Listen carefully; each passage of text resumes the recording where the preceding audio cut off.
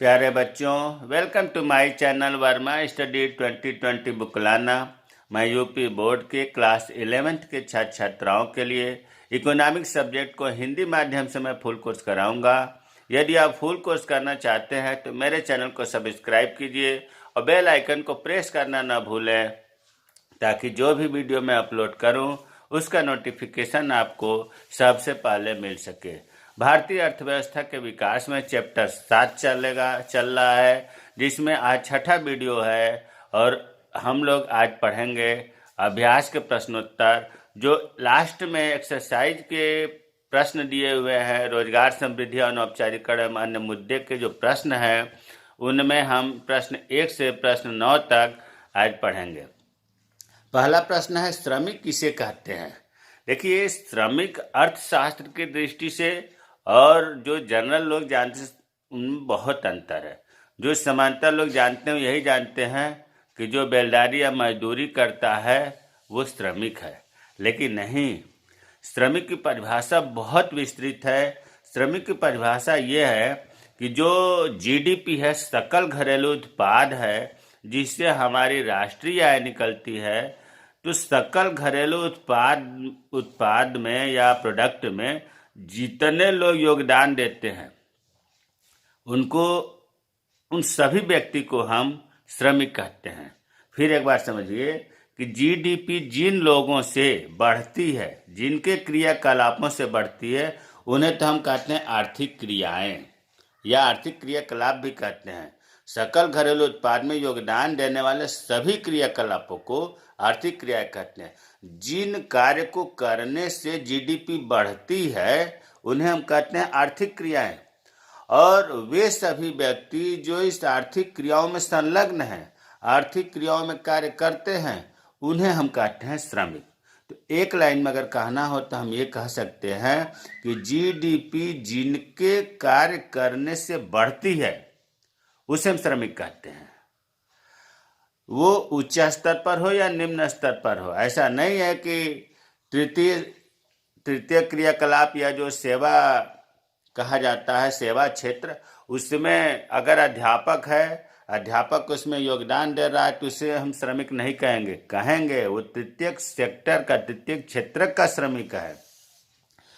और इसके अलावा एक चीज़ और आप जान जाएं कि मान लीजिए कि कोई श्रमिक है, कार्य कर रहा है और बीमार पड़ गया या चोट हो गई, शारीरिक विकलांगता हो गया उसके अंदर, या खराब मौसम के कारण, त्यौहार के कारण अस्थायी रूप से काम पर नहीं आता है या काम नहीं कर पाता है, तब भी हम कहेंगे उसे श्रमिक, क्योंकि अस्थायी रूप से वो काम पर नहीं आया है।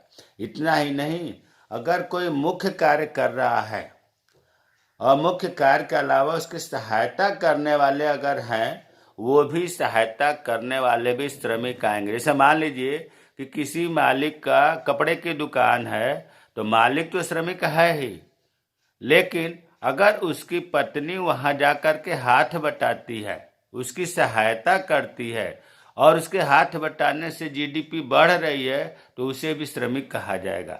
यहाँ ये बिल्कुल नहीं ध्यान देना है आपको कि उसे वेतन मिल रहा है कि नहीं।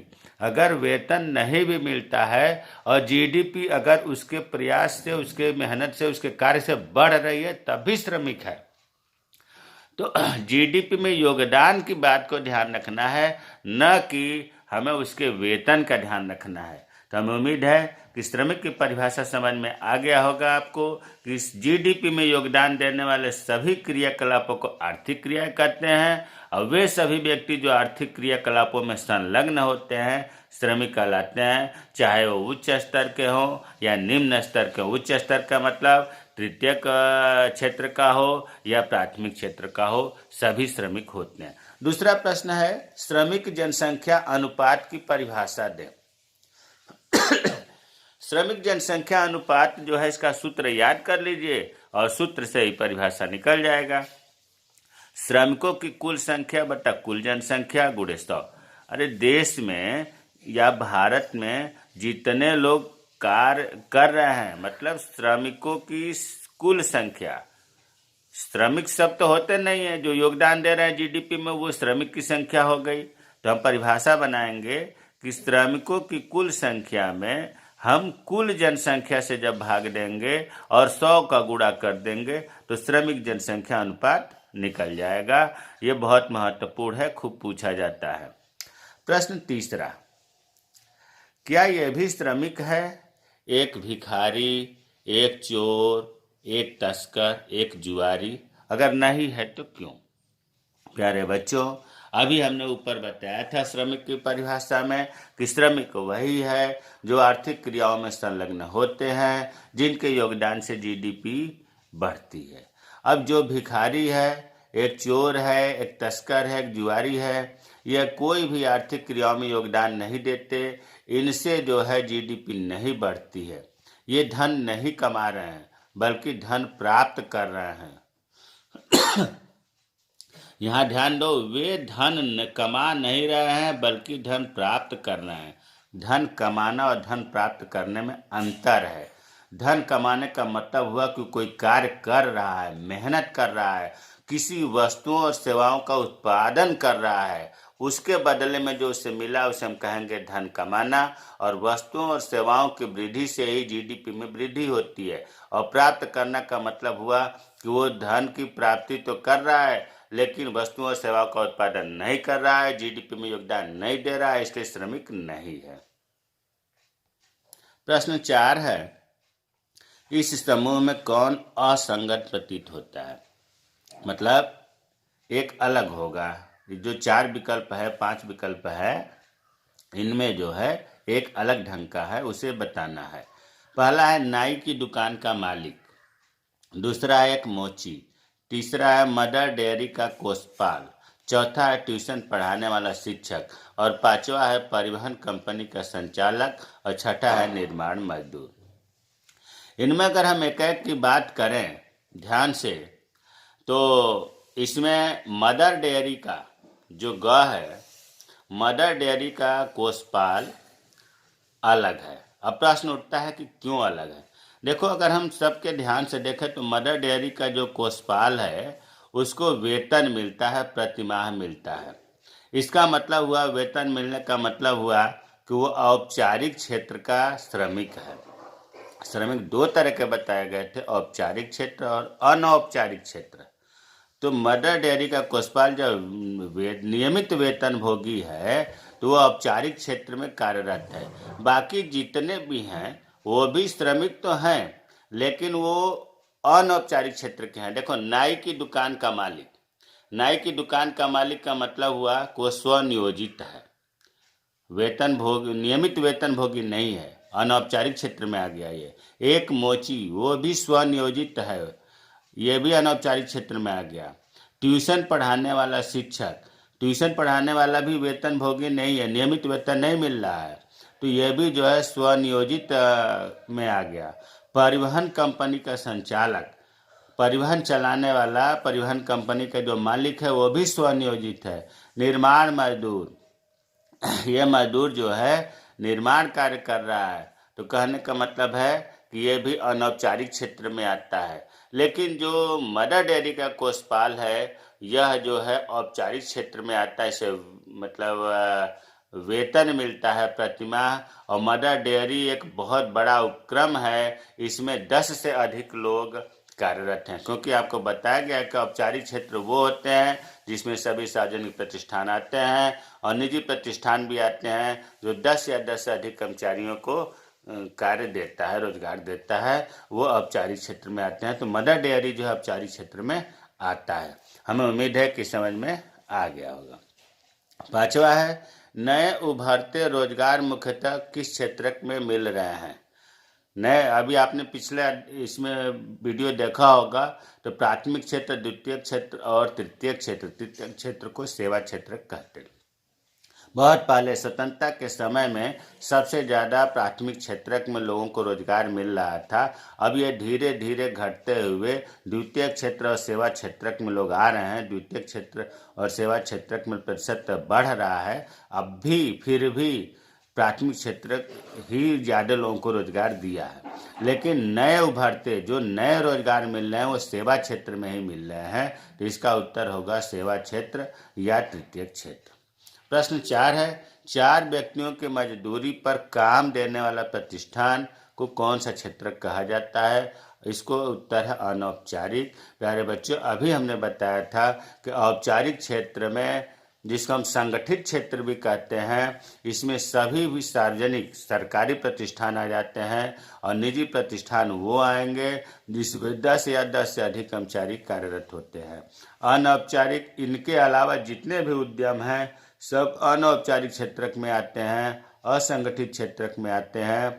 इसमें स्वनियोजित भी आते हैं, डेली बेस वाले आते हैं और इसमें 10 से कम कर्मचारी होते हैं। तो ये 4 व्यक्ति की बात हो रही है, इसलिए अनौपचारिक क्षेत्र में आएगा। अब प्रश्न 7 देखते हैं। प्रश्न 7 जो है, राज स्कूल में जाता है। एक लड़के का नाम है राज। वो स्कूल जाता है पढ़ने के लिए, लेकिन जब वो स्कूल नहीं जाता है तो प्रायः अपने खेत में काम करता दिखाई देता है। तो क्या आप उसे श्रमिक मानेंगे, और मानेंगे तो क्यों? तो इसका उत्तर होगा कि हाँ, हम राज को श्रमिक मानेंगे। क्यों मानेंगे? क्योंकि वह जो है जीडीपी, सकल घरेलू उत्पाद, जीडीपी, ग्रास डोमेस्टिक प्रोडक्ट में योगदान दे रहा है।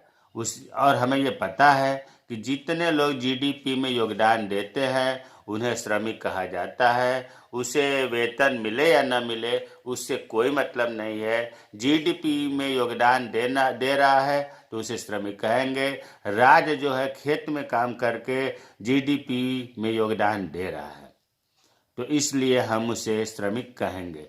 और हमने अभी यह भी पढ़ा कि जो मुख्य कार्य का जो सहायता करता है उसे भी श्रमिक कहते हैं। वो अपने माँ बाप का खेत में सहायता कर रहा है, इसलिए उसे श्रमिक भी मानेंगे। प्रश्न 8वां है, शहरी महिलाओं की अपेक्षा अधिक ग्रामीण महिलाएं काम करती दिखाई देती है, क्यों? आप आते जाते देखे होंगे कि शहरी महिलाएं घर से कम बाहर काम पर निकलती हैं, जबकि ग्रामीण महिलाएं काफ़ी खेतों में या इधर उधर काम करते दिखाई देते हैं। ऐसा क्यों? तो इसके देखिए 3-4 कारण हमने लिखा है। पहला कारण तो ये लिखा है, शहरी महिलाओं की तुलना में अधिक ग्रामीण महिलाएं काम करती दिखाई देती हैं। क्यों? इसलिए कि ग्रामीण क्षेत्रों में गरीबी ज़्यादा है। जब गरीबी ज़्यादा है तो निश्चित रूप से निर्धनता से उबरने के लिए, अपनी जीविका को चलाने के लिए महिलाओं को कार्य करना पड़ता है, मजबूरी में करना पड़ता है। अगर नहीं करेंगे तो उनके परिवार की जो मूलभूत आवश्यकताएं हैं वो कैसे पूरा कर पाएंगे, इसलिए उन्हें काम करना पड़ता है। तो ग्रामीण क्षेत्रों में अधिक गरीबी इसका उत्तरदायी मुख्य कारण है।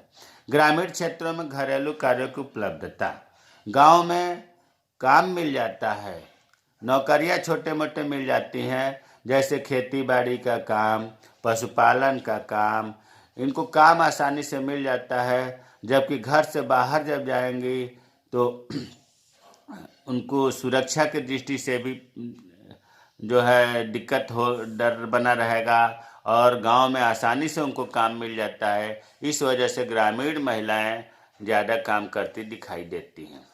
शहरी क्षेत्रों में अधिक स्तर चेतना, शहरी क्षेत्रों में महिलाओं का कार्य कम होने का कारण या कार्य कम करते हुए दिखाई देने का मुख्य कारण यही है कि शहरी क्षेत्र में या शहरों में जो पुरुष हैं उनकी आय ज़्यादा होती है, उच्च आय ज़्यादा होती है, और उच्च आय ज़्यादा होने के कारण अपने लेवल का स्तर का अधिक चेतना होता है। उन्हें ये लगता है कि हम तो इतना कमा रहे हैं, हमारी पत्नी बाहर नहीं कमाएगी, इसलिए वो बाहर कमाने के लिए बुरा मानते हैं, नहीं भेजते हैं। इसलिए शहरी क्षेत्रों में अधिक चेतना होने के कारण, लेवल चेतना होने के कारण ग्रामीण महिलाओं की अपेक्षा कम कार्य करने के लिए निकलती हैं। शहरी क्षेत्रों में अधिक अपराध दर, शहरी क्षेत्रों में अपराध भी ज़्यादा हो रहा है। स्त्रियों को काम करना बाहर जाकर के असुरक्षित लगता है, इसलिए शहरी क्षेत्रों में स्त्रियां कार्य करने के लिए बाहर कम निकलती हैं। तो अभी आपने पढ़ा कि शहरी महिलाओं की अपेक्षा ग्रामीण महिलाएं काम करती दिखाई देती हैं अधिक, क्यों? तो समझ में आ गया होगा। प्रश्न 9 है, मीना गृहिणी है, मीना एक गृहिणी है, घर का काम देखभाल करने वाली है। घर के कामों के साथ साथ वह अपने पति की कपड़े की दुकान के काम में भी हाथ बटाती है। क्या उसे एक श्रमिक माना जा सकता है? तो इसका उत्तर होगा हाँ, उसे श्रमिक माना जा सकता है, क्योंकि अभी ऊपर के क्वेश्चन में भी हमने डिस्कस देखा था कि जो व्यक्ति, महिला हो या पुरुष हो, वो जो भी व्यक्ति जीडीपी में, सकल घरेलू उत्पाद में योगदान देता है, उन्हें श्रमिक कहा जाता है। और जो मुख्य श्रमिक की सहायता करता है, मुख्य श्रमिकों की आर्थिक क्रियाओं में मदद करता है, उसे तो श्रमिक कहते ही हैं। यहाँ ये बात बहुत ध्यान देना जरूरी है कि वेतन का भुगतान हो रहा है या नहीं हो रहा है, इससे श्रमिक का लेना देना नहीं है। यहाँ इस बात का महत्वपूर्ण है कि जीडीपी में उसका योगदान हो रहा है या नहीं हो रहा है। अगर जीडीपी में उसका योगदान हो रहा है, सकल घरेलू उत्पाद में उसके कार्य करने से वृद्धि हो रही है, तो उसे श्रमिक कहा जाएगा। तो हमें उम्मीद है कि आज के वीडियो में जो हमने 9 प्रश्न बताया है, ये समझ में आ गया होगा। अगर किसी प्रश्न के उत्तर में डाउट है, समझ में नहीं आया, तो आप कमेंट बॉक्स में कमेंट करें, मैं रिप्लाई करूँगा।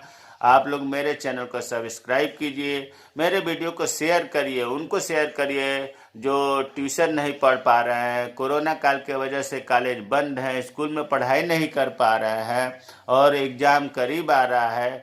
तो ऐसा कहा जाता है कि जो अच्छा सोचता है, अच्छा करता है, उसे भगवान अच्छा देता है। इसलिए आप उनकी मदद करें जो नहीं पढ़ पा रहे हैं, आर्थिक व्यवस्था या आर्थिक स्थिति अच्छी न होने के कारण, ताकि उनके भी जानकारी बढ़े और आपकी भी खुशी मिले। तो मेरे चैनल को सब्सक्राइब कीजिए। जय हिंद, जय भारत।